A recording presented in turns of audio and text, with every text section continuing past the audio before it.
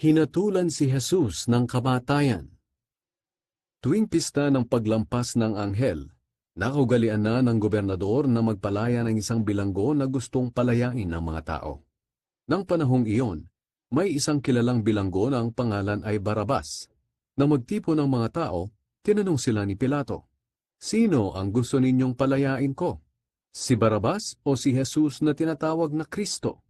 Alam ni Pilato na pagkainggit ang nagtulak sa mga pamunuan ng mga Hudyo na dalhin sa kanya si Jesus. Habang nakaupo si Pilato sa hukuman, nagpadala ang kanyang asawa ng ganitong mensahe, "Huwag mong pakialaman ng taong iyan na walang kasalanan, sapagkat nabagabag ako ng husto dahil sa panaginip ko tungkol sa kanya."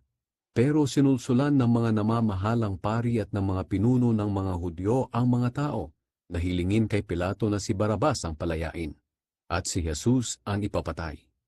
Kaya nagtanong ulit si Pilato sa mga tao, "Sino sa dalawa ang gusto ninyong palayain ko?" Sumigaw sila, "Si Barabas!" Nagtanong pa ulit si Pilato, "Ano ngayon ang gagawin ko kay Jesus na tinatawag na Kristo?" Sumagot ang mga tao, "Ipako siya sa krus!"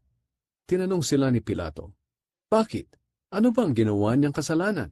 Pero lalo pang sumigaw ang mga tao, "Ipako siya sa krus!"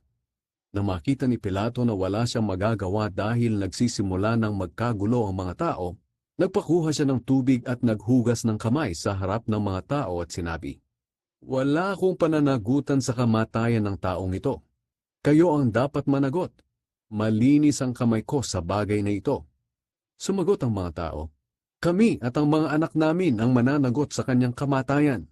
Pagkatapos, pinalaya ni Pilato si Barabas, pero si Jesus ay pinahagupit niya at saka ibinigay sa mga sundalo upang ipako sa krus.